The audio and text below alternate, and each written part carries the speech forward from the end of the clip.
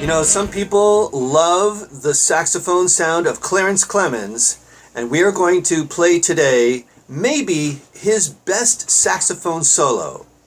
Definitely his longest saxophone solo from Bruce Springsteen and the E Street Band's song, Jungleland.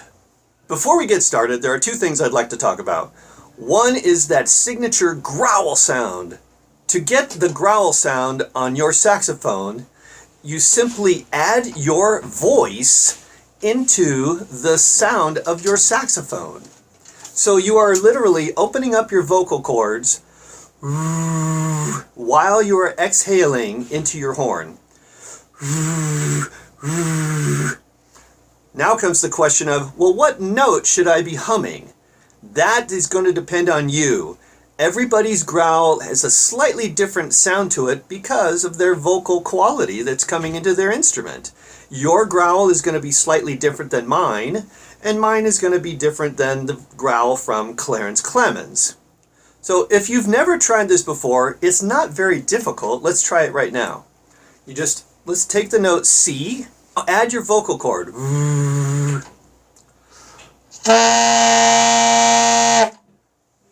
And there you go. That's the growl. Now you can change the pitch of your voice.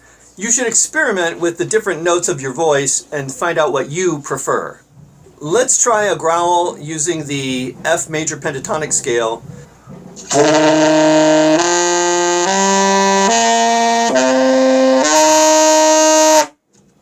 I do want to share a little observation. After I recorded this myself and I listened back to it, I noticed that I wasn't really happy with my growl because it was so loud. Sometimes I was vocalizing as loud as the instrument's note, and I don't think that's the right blend. I think you want to be vocalizing not as loud as the note that's coming out of your instrument. The second thing that I think we should cover is the fingering for the Altissimo G. Within this song, you will need to play a high G on your tenor saxophone. And the way that a lot of people played the high G was to simply use this front key here, like you do for the alternate high F fingering. So that would be your C key, your thumb, and the special key, or the alternate high F. That'll get you the high F. And then to play the high G, you simply take off the middle finger from the C key, and it will go up to a G. However, this fingering is a bit fragile, and the note may get away from you and start to squeal and go too high. But let's try it now, because this was a common fingering used back in those days. So first the high F.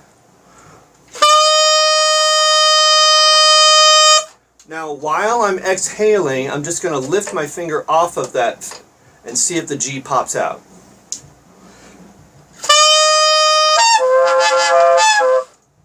See? Like I said, it's pretty fragile. Now, to me, it sounds a little out of tune. The distortion might be a welcome thing, that it's a little distorted. To help that note pop out a little bit clearer and maybe more in tune, I'm going to add the B flat key down here.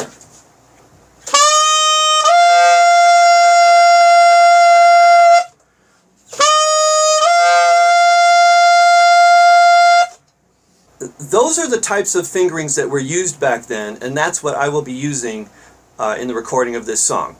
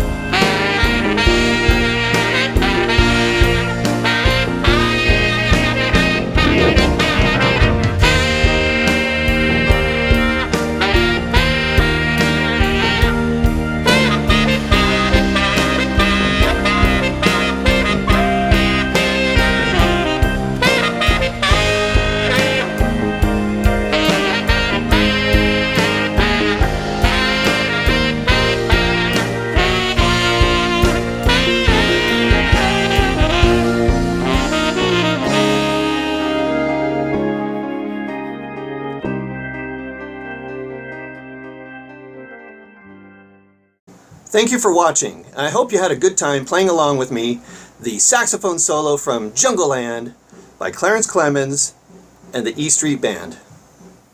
1, 2, 3, 4.